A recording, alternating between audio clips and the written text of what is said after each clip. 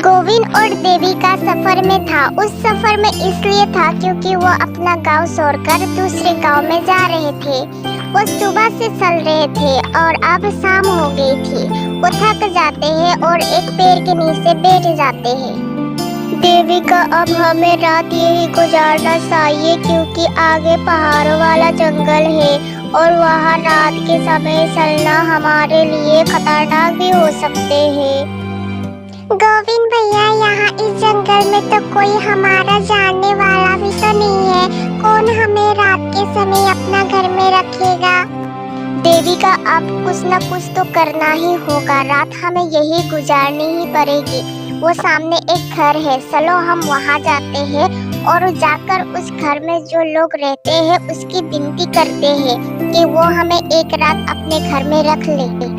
ऐसा सोचते हुए गोविंद और देवी का उस घर के तरफ जाते हैं। वो वहाँ जाके दरवाजे पे दस्तक देते हैं। वो घर एक बुढ़िया का था।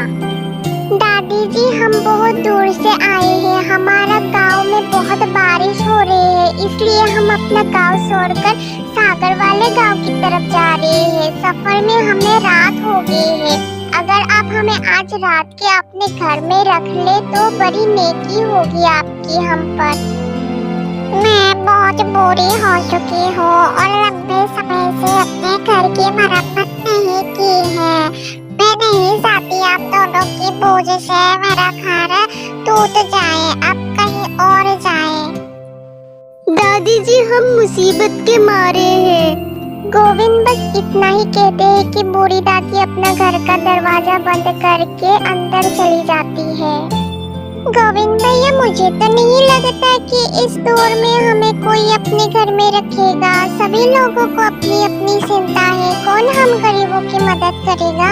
देवी का चलो हम किसी दूसरे लोगों के पास जाते हैं। वो फिर से चलते हैं। वो थोड़ी ही दूर एक दूसरे घर पे जाके दस्तक देते हैं। वहाँ एक आदमी और उसकी पत्नी रहते थे। ओ जी, ये कौन आ गया? ठहरो तो मैं देखती हूँ। जी बताइए, कौन है आप और किससे मिलना है? काकी जी, हम मुसीबत के मारे हैं। भगवान के लिए हम पर रहम करे और हमें आज एक रात अपने घर में रख ले। वो क्यों जी? हम तो आप दोनों को नहीं जानती। काकी जी, हम भी कभी अपने गांव की अमीर परिवार से थे। बारिश ऐसी हुई कि हमारे घर तक टूट गए। हम बेघर हैं, बस एक रात के लिए हमें आसरा दे दे। ना बाबा ना, मैं ऐसा नहीं कर सकती। भला तुम्हें अपना पास रखने से मुझे क्या फायदा होगा? जाओ भागो यहाँ से। ऐसा कहते हुए वो काकी भी अपना घर के दरवाजा बंद कर लेती है। अब तो हमें किसी पेड़ के नीचे ही रात गुजारनी होगी। नहीं देविका, मैं कोशिश करता रहूंगा। मुझे थोड़ा सोचने का समय दो। फिर गोविंद थोड़ी देर अपना दिमाग लगाते हैं और देविका से कहते हैं, देविका, मुझे उपाय मिल गया। देविका, आप यही बैठे, मैं अभी आया। गोविंद भैया बताए तो क्या उपाय मिल गया? थोड़ी धीरज रखो देविका बहन, मैं अभी आया। गोविंद वहाँ से चले जाते हैं और फिर एक पत्थर उठा के देविका के पास आते हैं। देविका बहन, अब आप देखना, ये काकी हमें भोजन भी देगा और अपने घर में भी रखेगा। वो कैसे? ये बस आप देखते रहना और चुप रहना। ओए मोटे, क्यों हमें बार बार तंग कर रहे हो? मैंने एक बार नहीं कहा तुम्हें अपने घर में नहीं रखेंगे। जाओ भागो यहाँ से। काकी जी सुने तो आप हमारी थोड़ी सी मदद कर दे। मेरे पास ये एक जादुई पत्थर है। इसे देसकी में डालकर जलाने पर बहुत स्वादिष्ट भोजन देते हैं। बस आप हमें एक देसकी दे दें, हम थोड़ी ही देर में आपकी देसकी वापस कर देंगे। जादुई पत्थर के सुनकर काकी जी लालच में आ जाती है। जादुई पत्थर, क्या ये सच में स्वादिष्ट भोजन देती है? हाँ हाँ काकी जी, मेरी दादी ने ये दिया था मुझे। ये बहुत चमत्कारी पत्थर है। अगर ऐसा है तो फिर आप अंदर आ जाए और हमारे घर के इस चमत्कारी पत्थर पे और हम भी थोड़ा थोड़ा करके खा लेंगे। ओ जी, इन दोनों के पास एक जादुई पत्थर है। ये बहुत स्वादिष्ट भोजन देते हैं। बस इसे देचकी में डालकर आग जलाना पड़ती है। वाह, फिर तो बहुत मजा आने वाला है। गौरी, इन दोनों भाई बहन को जल्दी से देचकी भी दे दो और आग भी जला दो। गोविंद काकी से देचकी लेकर पत्थर उस देचकी में डाल देते हैं और उसे चूल्हे पे रखकर आग जला देते हैं। कब तक स्वादिष्ट भोजन तैयार हो जाएगा, अब जरा हमें भी बताओ। देविका गोविंद की बात समझ गई थी। बस थोड़ी ही देर में कभी कभी ज्यादा देर भी लग जाती है। काकी जी, अगर आप इस देचकी में थोड़ा नमक डाल दे तो जो खाना तैयार होगा उसका स्वाद कुछ ज्यादा ही स्वादिष्ट होगा। तो ले गोविंद भैया, नमक तो मेरे पास है, मैं अभी डाल देती हूँ। काकी जी थोड़ा सा नमक उस देचकी में डाल देती है। आग जलती रहती है और फिर थोड़ी देर बाद गोविंद काकी से फिर से कहती है, इस जादुई पत्थर को मिर्ची बहुत पसंद है। अगर थोड़ी सी मिर्ची और पानी इसमें डाल दे तो फिर तो क्या ही बात होगी। ये कौन सा बड़ी बात है गौरी, थोड़ी मिर्ची और पानी डाल दो, मुझे मिर्ची वाला खाना बहुत पसंद है। गौरी उस देचकी में थोड़ी हरी मिर्ची और पानी डाल देती है। गोविंद भैया, पिछले बार जब आपने इस जादुई पत्थर के साथ थोड़ी चने की दाल डाली थी तो वो स्वाद मुझे अभी भी याद है। चने की दाल से तो ये जादुई पत्थर का खाना खाकर सब अपनी उंगलियां चाटते रह जाते हैं।